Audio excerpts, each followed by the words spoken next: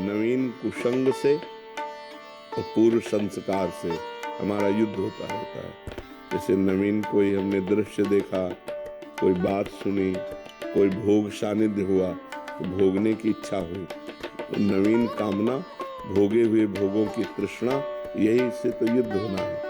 तो वो भोगा था, अच्छा लगा था, ये मन चिंतन करवा करके उधर ले जाना चाहता है।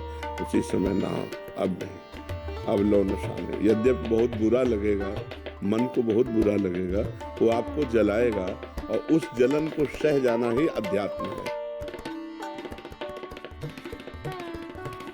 यम ही न व्यथ्यन्ते ते पुरुषम पुरुषर्षम। जो मन के द्वारा दी हुई व्यथा से परास्त नहीं होता, व्यथित नहीं होता का मतलब परास्त नहीं होता। जैसे हम आपसे मिलना चाहते हैं और कोई हमें सुख मिला है आपसे, अब मन विवश करेगा आपके पास चलना, नहीं, अगर गलत है नहीं मुझे जाना, नहीं, अब वो जलाएगा, न भजन में लगेगा, न कहीं नहीं लगेगा, बस वो बार बार वही प्रश्न करेगा, वहीं चलो वहीं चलो, वो बार बार वही भोग मांगेगा, हमको बार बार करना नहीं, तो जाए मार डाल में नहीं, कुछ भी राधा राधा राधा, वो थोड़ी देर जलन देगा, शांत हो जाएगा, फिर सदा सदा के लिए राधे राधे। मन के स्वभाव को सह जाना यही साधुता है, पर इतनी क्षमता रखनी पड़ेगी कि उसके इस वार को सहना पड़ेगा। उसका स्वभाव है प्रमथन, मन को मत डालना, एकदम जाको यार सब बाद में देखेंगे, पहले ये खा लेते हैं, पहले ये भोग लेते हैं, पहले ये पी लेते हैं, पहले ये देख लेते हैं, उसका ऐसा स्वभाव है। जब ना सहन हो तो रो पड़ो, भगवान को साक्षी करके, हे नाथ आपके हमारी दुर्दशा होने के लिए ये क्या मन करेगा, प्रभु आप संभालो, मुझे सामर्थ्य दो प्रभु।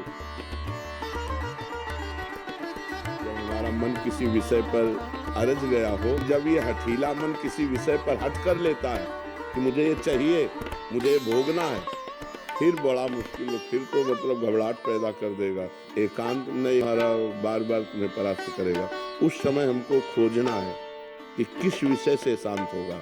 कोई शास्त्र स्वाध्याय, कोई सत्संग सुनना, किसी साधक के पास बैठ जाना, कुछ नहीं है तो जोर जोर से भगवान को पुकारना, राधा राधा किशोरी जी, हे लाल जी, हे प्रभु मुझे बचाओ मेरा मन ऐसे, क्योंकि इसको सहना बहुत कठिन है। जो विषय छोड़ा है उसको चांस मत दो, अगर चांस दिया तो फिर तुम्हें चांस नहीं देगा, वो जीत लेगा, ये पक्का समझ लो। पूरा जीवन का जीवन निकाल देगा और आपकी हिम्मत नहीं पड़ेगी कि उससे आप लड़ सको। और एक बार लड़ना सीख गए, एक बार परास्त कर दिया तो आपके अंदर आनंद उठेगा कि यार वो बात से हम बच गए, वो बात से हम बच गए, तो आप हर बात जो बुरी है उसको आप परास्त कर देंगे।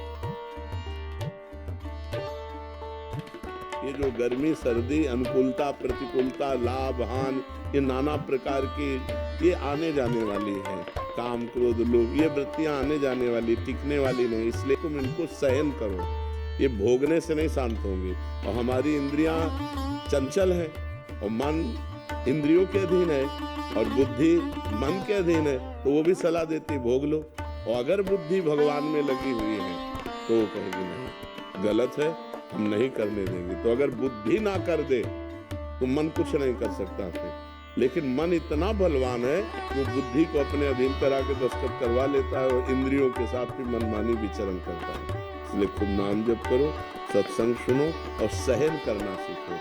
जो सहन कर गया वही आगे बढ़ गया, जो टूट गया वो बिखर गया है संसार।